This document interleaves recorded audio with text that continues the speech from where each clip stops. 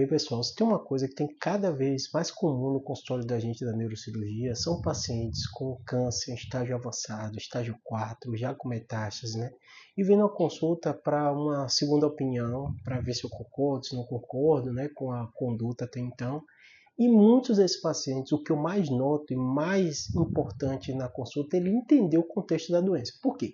Toda vez que você fala que você tem um câncer no último estágio, que aquele câncer não vai ser operado, que aquilo não tem cura, dá uma ideia muito forte do paciente, eu estou morrendo.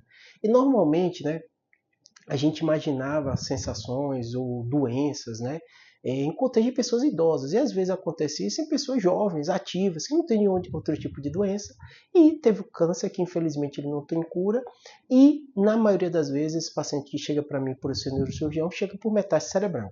E o que eu costumo conversar bastante, né? Na grande maioria das vezes, esses pacientes chegam e eu concordo com a conduta que o colega tomou anteriormente por diversos aspectos, né? De um modo geral, esses pacientes, eu explico muito para eles, né, que um dos médicos mais relevantes, mais importantes que dirigem o caso de um paciente com câncer é o oncologista, né? Então a opinião do oncologista vai ser a mais relevante, né? E muitos desses pacientes têm um contexto, né, de ter um oncologista, ter ouvido essa opinião e vem para a segunda opinião, né? Então o oncologista, normalmente, várias equipes de oncologia, eles vão ter os médicos de referência dele. Então é bem comum o oncologista ter um neurocirurgião que ele recomenda, né? E muitas vezes o paciente passa por isso e vem para a segunda opinião para ver se está de acordo, né? Mas o que eu mais noto disso, né, na maioria das vezes, não é só esse contexto de decisão técnica, se opera ou não opera, e como eu falei com vocês várias vezes, eu concordo com a conduta, mas sim o paciente ter aquela sensação que alguém disse que ele não tem mais esperança porque o câncer dele não tem cura. E aí o que acontece? Não é o jeito que o médico falou, é como a pessoa recebeu aquela informação. Eu costumo dizer para o seguinte, né, de um modo geral, a oncologia nos últimos anos evoluiu muito. E muitos pacientes com câncer avançado, inclusive estágio 4, vão viver muitos anos, né?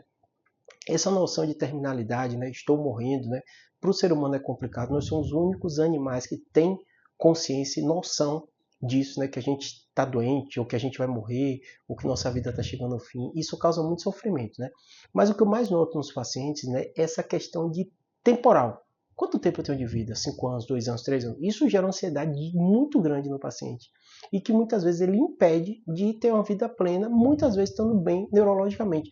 Esses pacientes que eu falo para vocês, que chegam aqui, na grande maioria das vezes são pacientes que estão intactos neurologicamente, ou seja, sem déficit nenhum, sem sequela nenhuma, ou déficit muito leve. Então, o paciente que você olhando na rua, funcionalmente ele está bem. Eu costumo levantar isso para o paciente, né? É muito importante você entender que a oncologia tem mudado muito rápido. Os medicamentos, os tratamentos têm mudado e as